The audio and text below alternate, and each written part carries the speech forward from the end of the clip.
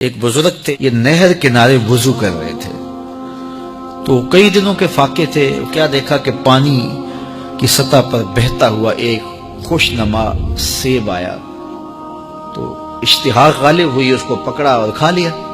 جب کھا چکے تو پھر خیال آیا یہ تو میرا تھا ہی نہیں، یہ تو مال لقطہ تھا، تو میں نے اس کو کھا لیا، اب اس کا مالک کیسے ملے؟ جس سمت سے پانی آ رہا تھا اس سمت سفر شروع کر دیا۔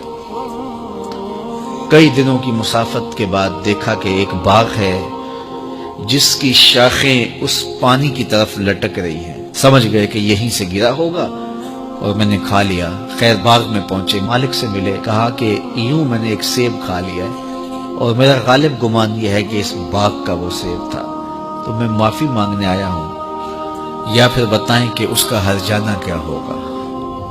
جب مالک باغ نے یہ بات سنی، وہ بھی صاحب نظر تھے، سمجھ گئے یہ تو کوئی در یگانہ ہے، یہ تو کوئی گوہر یکتا ہے، تو تیور بدل لیے۔ کہا ایسے تو نہیں معافی ملے گی۔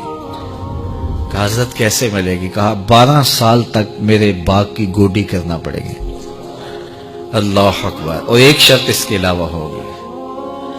کہا ٹھیک ہے، میری غلطی تو معاف ہو جائے گی نا۔ 12 سال تک باغ کی گوڈی کرتے رہے۔ ایک دن فرمانے لگے وہ صاحب باغ جو تھے کہ سیب توڑ کے لاؤ، مہمان آئے ہیں۔ تو وہ سیب توڑ کے لائے تو وہ کچے ہی تھے۔ تو کہا تم 12 سال ہو گئے ہو سیبوں کے باغ میں رہتے ہوئے، تمہیں پتہ نہیں کہ کچے سیب اور پکے سیب کیسے ہوتے ہیں؟ کہا حضرت مجھ سے قسم لے لیجئے 12 سال میں ایک دفعہ بھی نظر اٹھا کے سیبوں کی جانب نہیں دیکھا۔ ایک سیب کھایا تھا، میں تو اس کی سزا بھگت رہا ہوں، میں تو گوڈی کرتا ہوں، اوپر کبھی نظر بھی میں نے نہیں اٹھائی۔ سینے سے لگا لیا، کہا ایک شرط تمہاری پوری ہو گئی، اب دوسری شرط ہے کہ میری ایک بیٹی ہے جو آنکھوں سے نابینا ہے، کانوں سے بہری ہے، بول سکتی نہیں، اور وہ اپاہج بھی ہے، چل بھی نہیں سکتی، اس سے تمہارا نکاح کرنا چاہوں، اگر تمہیں قبول ہے تو معافی ہو جائے گی۔ کہا ٹھیک ہے جی قبول ہے، میرا گناہ معاف ہو جائے، میں زندگی کاٹ لوں گا، کوئی بات نہیں ہے۔ خیر نکاح ہو گیا۔ کہا کہ یہ کمرہ ہے، یہاں آپ کی زوجہ آپ کی منتظر ہے۔ جب وہاں گئے تو ایک خوبرو دوشیزہ منتظر تھی، تو فوراً پلٹے کہ میں غلطی سے کسی اور کمرے میں آ گیا ہوں۔ پلٹتے ہوئے دروازے کی چوگاٹ سے سر پھٹ گیا، خون بہنے لگا۔